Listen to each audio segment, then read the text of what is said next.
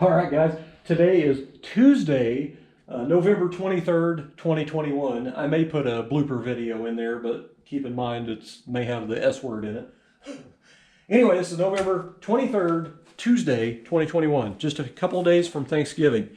So, if you guys want to hear a very wicked sounding 406 small block Chevy and a 55 Chevy, you're not going to hear it today.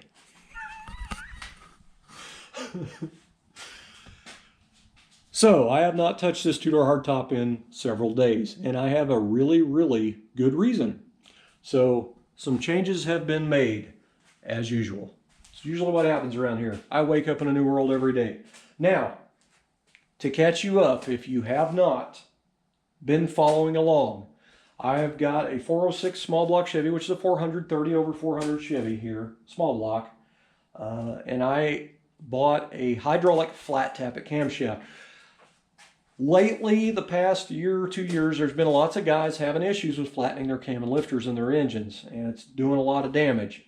And I actually called two cam manufacturers and found that out, and I've covered this several times, but what you have to keep in mind, guys, is if somebody is just now viewing this video and they've never seen a Half Rod's build video before, they're not going to know what I'm talking about. So I've got to try to catch them guys up, so bear with me. So if you're going to run a hydraulic flat tappet cam, by manufacturer recommendations, you have to run a oil specifically formulated for a hydraulic flat tappet cam. Basically, there's lots of little additives that go in there, and it's a lubricant for the metal on metal contact that you get out of a flat tappet. One of them important ones is zinc. So some of the new oils that very expensive, I want to say, they usually say on the bottle high zinc content, and that's what you want. But anyway, if you're doing a new engine, new cam, hydraulic flat tappet, what they want you to do is take out your center valve spring and your valve springs. These are dual valve spring. Most of them are. I know there's beehive springs. There's just a single, but they want you to take your inner out. Now, I do not know what difference that would be on, pressure by just removing the center. To me, it just sounds scary, and I don't want to mess with it. It's just too scary for me. So I'm not going to do that. The other thing you can do is run used old valve springs, like original valve springs. You got to do that for 500 miles to break that cam in, and then you can change the springs back out. Stock valve springs don't fit in these Edelbrock heads, so I can't do that. So my idea of this to go around for the 500 miles is put some GM stock cast iron heads with old used valve springs on it and run it that way and put them back on later. Now, I don't have to do that because I went ahead and ordered a roller cam stuff. And I wasn't super happy about it, but as I've slept on it, now I'm feeling a lot better about it.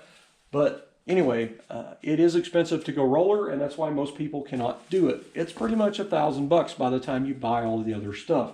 So I ended up using something that looks just like this to do that with. I bought it from Summit, and it is on the way. Only problem is it's really not on the way, and that's why I haven't worked on the car. The scheduled date for that camshaft is third month of 2022. So that is past my dear old Starbird's car show date, so that kind of sucks. But at the end of it, I don't have to do any engine work again. It's, if I don't have any bad problems with that engine, it's one and done. I don't have to mess with it anymore. I'll have my roller cam that I wanted. So in a way, I'm kind of happy about it. Now, the reason that I kind of decided to go that route was you guys watching my videos, I am monetized now. And if you don't know what monetization is, that is where I get paid from YouTube for you guys watching my videos, like through ads and stuff. So now, I'm not getting a lot of money, not like some YouTubers that have thousands and thousands and thousands of views. In the event that ever happens to my channel, which I doubt it ever does, there will be tons of project car videos. I can promise you that. I will have a yard full of cars. So, but for now, I'm making a little bit, and I'm good with it. I don't have to be a rich guy. I never have needed to be a rich guy. I am content with what I have. Anyway, what we decided to do was use the credit card, and the income that I'm getting from YouTube, I can use that to pay that payment a month. So in a way, you guys are helping me pay for the cam. So I very, very, from the bottom of my heart, appreciate you guys watching my videos. And I know my video is not as good as some of the others that are out there. I do not have editing skills. That is something that I have struggled with for a couple of years, is trying to figure out how to edit videos. Computer stuff like that is really tough for me. Like, I can tune a carburetor and put an engine together, but I cannot do electronic stuff. And that's probably why all my cars that I build are old school carbureted simple vehicles, because electronic stuff and me, we don't really get along, you know what I mean? But anyway, so cam and lifter kit is coming. Now, I went ahead and got the gear for the distributor, and I got the cam button also, and I bought a push rod length checker.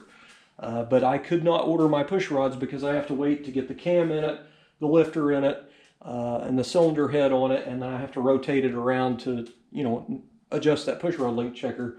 And then whatever length that push rod length checker is, that's the length push rods I'm going to need. So there's even more parts that I have to order later, and I don't know how much those are going to be. I'm estimating them probably around $100 to $150, maybe $200. I don't know. But anyway, so that is what's going on, and that's why you haven't seen any videos, because there hasn't been anything to do.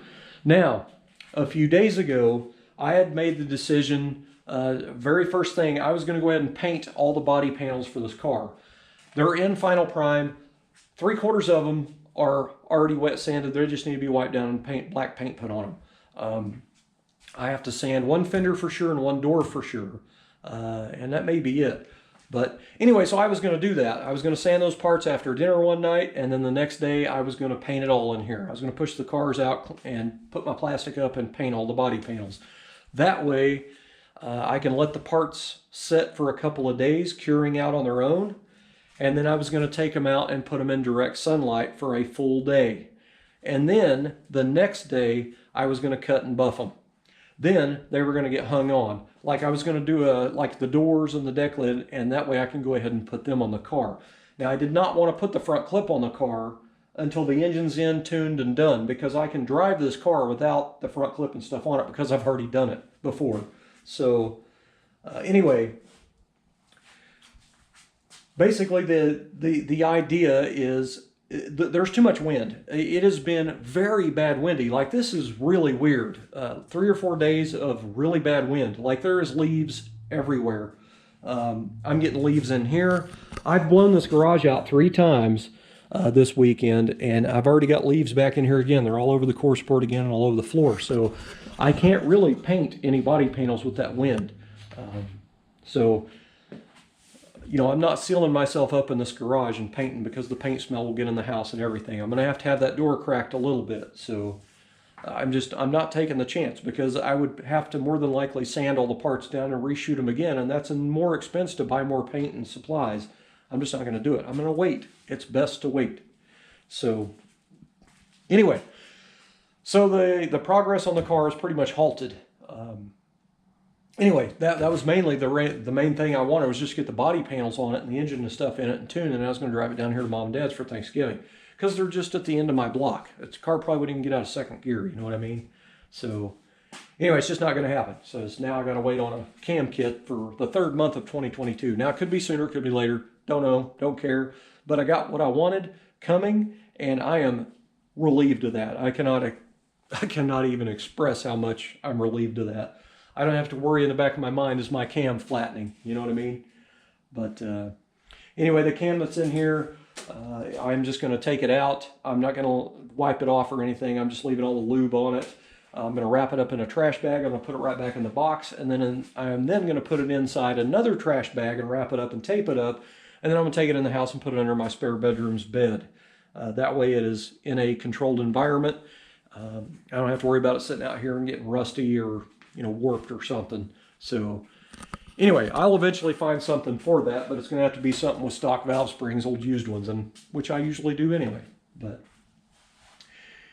anyway, guys, so that's a plan. So at the end of it, I'll have a roller cam, 510 lift, aluminum heads. The car ought to run good, man. I'm not saying it's going to outrun everything and set the world on fire. It's going to be good enough for me. Still very much drivable, and it should sound good. And that's at the end of the day, that's all I really care, is that it sounds good. I mean, no matter where you go in your classic car, like you pull up to the gas station, you pull into a car show, or wherever people hear your engine, why not have it chopping, sitting there, you know, chopping down trees when you're pulling to somewhere, you know? That's just my thing. That's the way it's always been for me. I always like to have that sound, the choppy sound, but I always, and it's just me, I always usually run automatic cars, so I turn that idle just about as low as it will go, that idle screw on that carburetor down as low as it'll go before it tries to die, so that thing will be really low idle, counting them off in gear. That's what I like, but should sound good through them Borla Pro XS mufflers. But anyway, guys, that is pretty much it. That's the update on the 55, and this is another video. I don't have any physical labor videos to put in with it, and I know that irritates people, and I don't care. I have to explain myself on what's going on, but anyway, that's the update. It's going to be a roller cam 406 now. I'm going to have to pay for it for a little while, but I don't really care. I think it outweighs the stress level for me. Anyway, I'm thinking about doing a video on the 55 four-door separately. I've already done one video, and I tried to cover everything, both cars, and it kind of got 20 or 30 minute long video. And so I'm just going to cut this one off here, and I'll do a separate video on the four-door, because I have subscribers that came to my channel specifically for the four-door, and I have subscribers that came to my channel specifically for the two-door hardtop. You can't please everybody, so I'm going to try to cover the four-door in a separate one. So anyway, guys, thanks for watching.